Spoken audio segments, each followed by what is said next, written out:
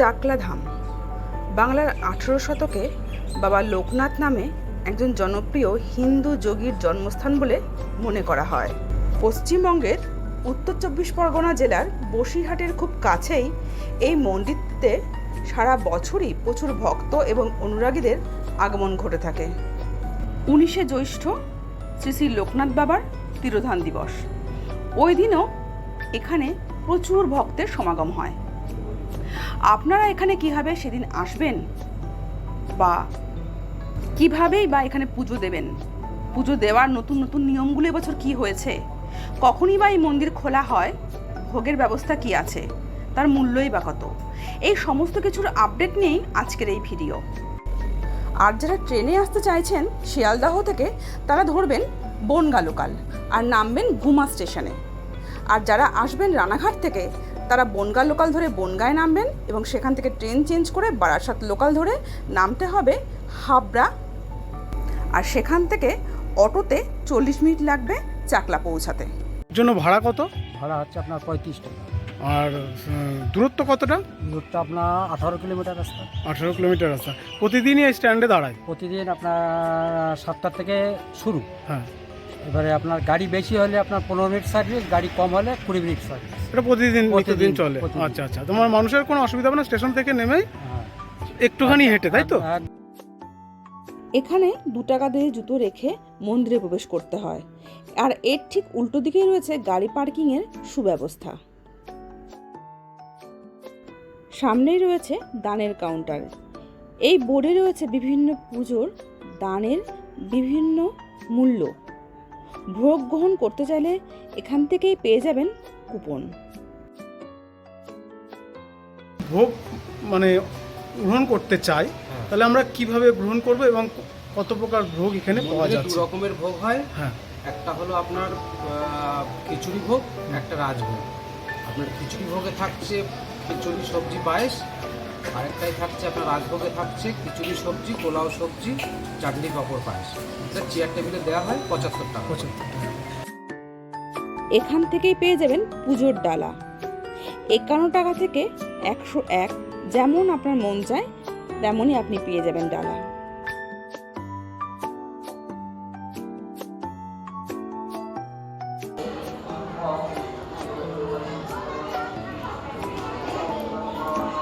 আমরা উপস্থিত হয়েছি 24 পরগনা জেলার চাকলাতে, যেখানে কিছুদিন পরেই হবে শ্রী শ্রী লোকনাথ বাবার তিরোধান দিবস, যেটা 19শে জ্যৈষ্ঠ 1 জুন।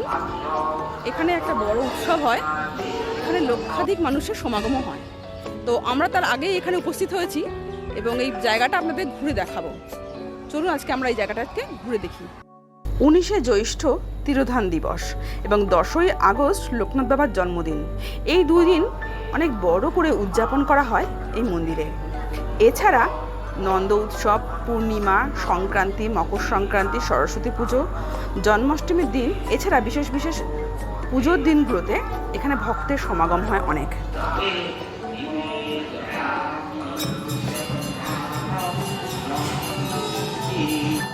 এটি একটি বিশালাকার কমণ্ডল।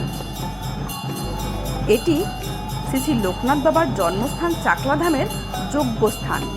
এখানেই মহাযজ্ঞের অনুষ্ঠান হয়ে থাকে। এটা নাট মন্দির, আর এর থামের গায়ে মহাদেবের বিভিন্ন আঙ্গিকের মূর্তি রয়েছে।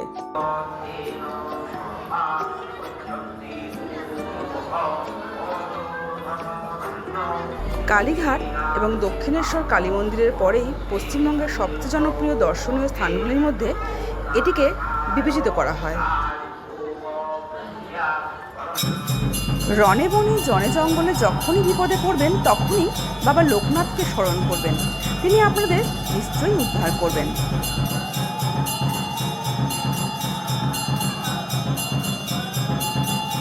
এবার আমরা চলেছি নাট মন্দিরের উপরে।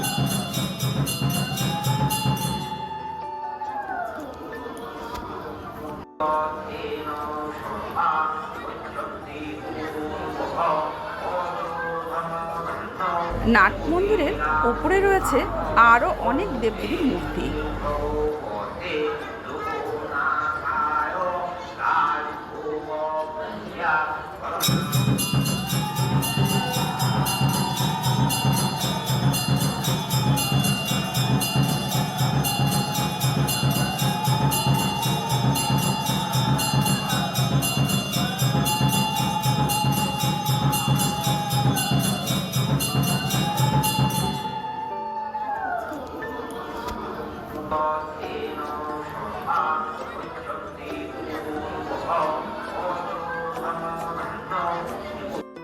মন্দির কখন থেকে খোলা থাকে এবং কখন বন্ধ হয় যদি একটু বলেন।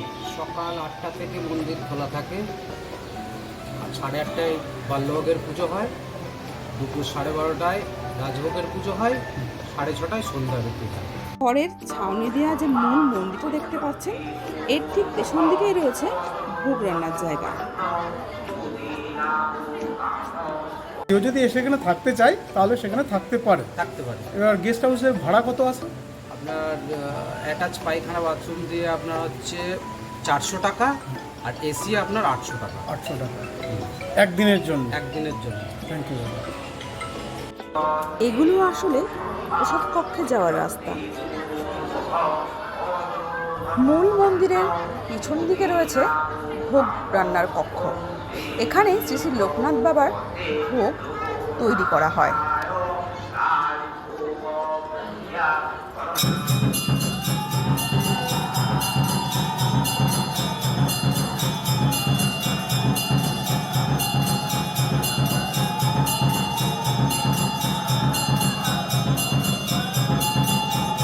ভোগ তৈরি হয়ে গেছে, এবার তা চলেছে লোকনাথ বাবাকে নিবেদন করার উদ্দেশ্যে।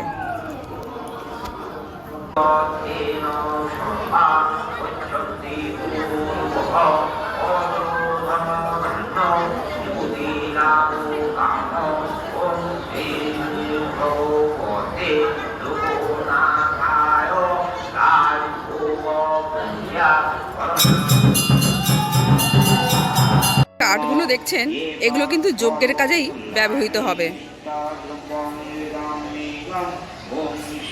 ডান দিকে রয়েছে নাট মন্দির, আর বাঁ দিকে রয়েছে খড়ের ছাউনি দেওয়া মূল মন্দির। চলেছে আরতি, পূজা অর্চনা। দুপুর 12:30 থেকে শুরু হয় রাজভোগের পুজো। নম আয়ুর্দেহি যশোদেহি।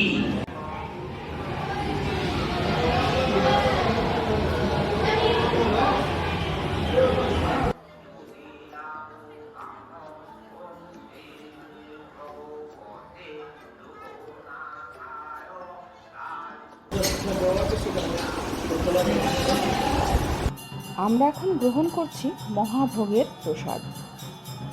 আজকের এই ভিডিওটা যদি ভালো লেগে থাকে তাহলে লাইক, শেয়ার এবং কমেন্ট করার অনুরোধ রইল। জয় বাবা লোকনাথ।